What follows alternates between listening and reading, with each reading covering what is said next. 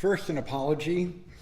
I, being an old Yank, will probably never have the ability to pronounce this gentleman's name the way it should be properly pronounced. I've put father upstairs. 4 simple words that begin the twin, a perfect opening sentence that pulls us immediately into the novel, filling our mind with questions.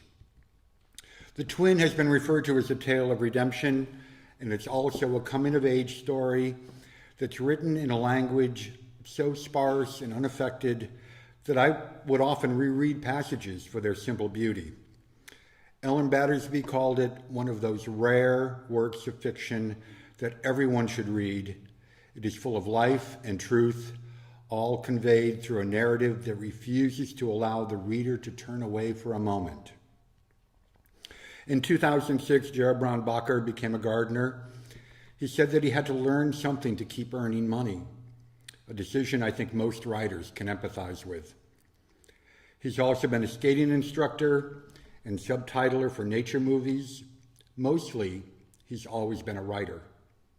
And now he has won the prestigious IMPAC Award, the first from Holland to do so.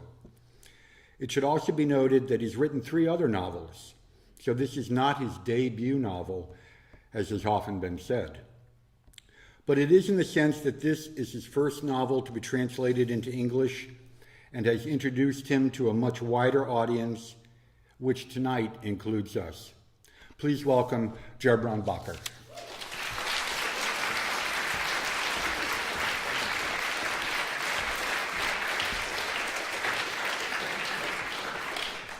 Good evening, Gerbrand Bakker. Thank you, Matthew. It's difficult, Dutch. You know that they always used to ask Germans in the Second World War to pronounce Scheveningen. And if they failed to do that, they were, well, you know, things went wrong with them. I will read a bit from the book later on, but I always like to talk much more than read. I don't know what you're used to here in Ireland. Is a reading or a talk, is that a writer reading to you, or is it also talking? Talking. Oh, that's good. Oh, because I also do talks in Germany since 2 years ago, 3 years ago. And people there really expect you to sit down and read for about an hour.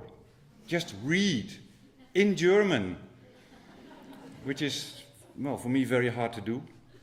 We will find out later how I do in English.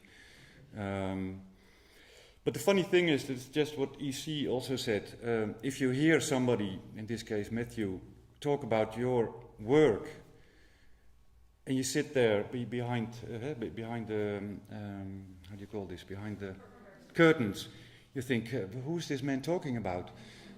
Have I written this? Have I done this? And it's something that still happens with this book, in a way. It's been translated now into English, but also French, German, Hebrew, Norse, Danish, Italian, I don't know, many languages. The funny thing, of course, is that for me, it is an old book. For you, probably, it's a new book. If you've never heard about it, it's very new tonight. But you know, I've written this book from November 2002 till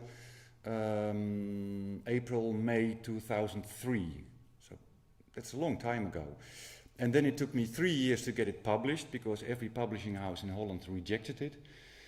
Until finally Cossé, which is my now publisher in Holland, decided to publish it.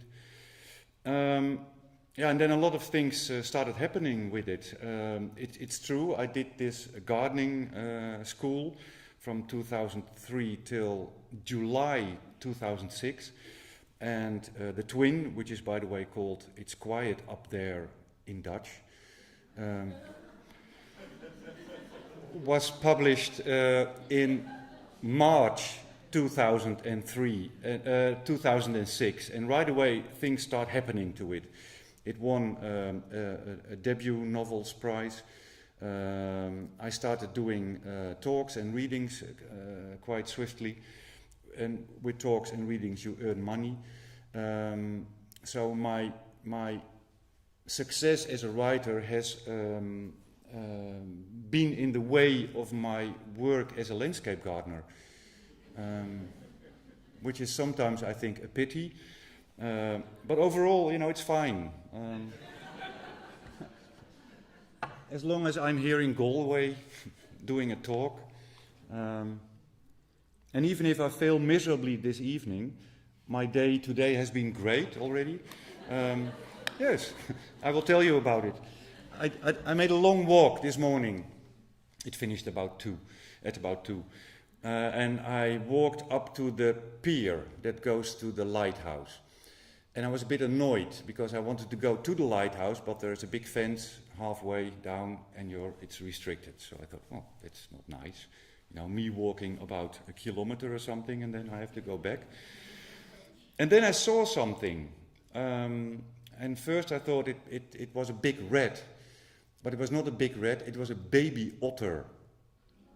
Did you ever see a baby otter here? Or an otter? It was wonderful. I've never ever in all my life seen a live otter. I've seen otters in zoos, but not here. And it was very nice and very sweet, very inquisitive. So it sat still and I could take beautiful pictures of it. It's a pity that we don't have the machinery to project them, but for me this was really, really wonderful. So just as I say, today is wonderful already. I have a story which has to do with Ireland. I was saying that my success as a writer was in the way of my work as a landscape gardener,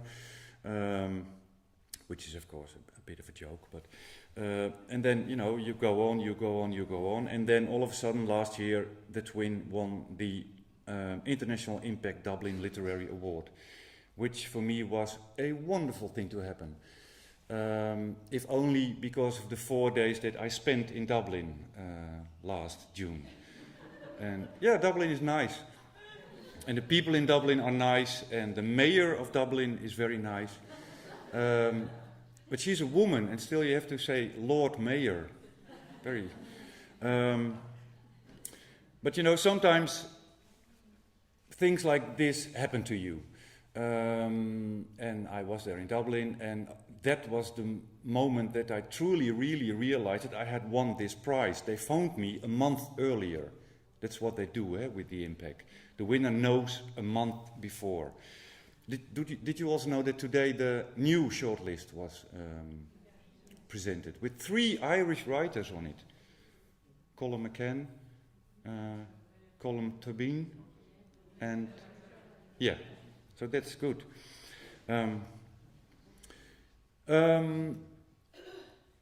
It's a wonderful thing to happen, but you are there now, especially when I came home again, and then every now and then you think, wait a minute, what has happened to me? You write one book, and then things start happening to you, and it's something that's out of your hands, out of my control. One thing that happened when 2 friends of mine, children books writers, heard about me winning the IMPAC, was that they said, oh, that's very nice, because now you will be having lunch with Willem-Alexander and Maxima. And do you know who Willem-Alexander and Maxima are? Willem-Alexander is the crown prince of Holland, and Maxima is his wife. And they have a lunch 2 or 3 times a year, and this lunch is called the lunch of the prize winners. So Dolf Verroen, a children's book writer who won 2 big prizes in Germany with one book about 3 years ago, he went to have lunch with Willem-Alexander and Maxima. And Ted van Lieshout, who's a very good friend of mine, also a children's book writer, he won a very prestigious prize in Holland, so he had lunch with Willem-Alexander and Maxima last year. So they really expected for me to have lunch with Willem-Alexander and Maxima. But they've been overlooking me 4 times already, which makes me very sad and angry as well. And being overlooked is one of the themes of this book. So for the people who have read this book, they will understand my sadness about not being asked to lunch with Willem, Alexander and Maxima. And then a week and a half ago, in a weekend, I went with this same Ted van Lieshout to have dinner with another children's book writer in Holland. And she lives in a beautiful house, and we went to have a look at the house and the gardens. And yes, there it was, a picture of her having lunch. So I stood in front of this picture swearing. I was swearing. And she said, "What's the matter?" I said, "Well, when did you have lunch with Willem, Alexander and Maxima?" "Oh, just a couple of months ago." "And did you know that Daan has now been invited for the new lunch?" Which made me realize that I've been overlooked 5 times already. But now I'm getting to it. That was on a Saturday night, and on a Monday afternoon I had done a garden. I still do gardening work somewhere else. I came home, and in the afternoon about 3, somebody phoned me. It was the secretary of the palace. So I thought, well, but it gets even better. She said, "Would you like to have lunch with the Queen?" I said, "Well, sure." And this lunch is together with your president. So I'm going to have lunch with your president. And the Queen. Is she nice? No, you don't have to. But is she nice, the Irish president? Yes. Oh, good. You can talk to her. Because I am a bit nervous, It's lunch. They'll probably be serving white wine, so I can gulp down 2 glasses of white wine and then I'm relaxed maybe, but still, having lunch with the Queen, all because of this. It's unbelievable.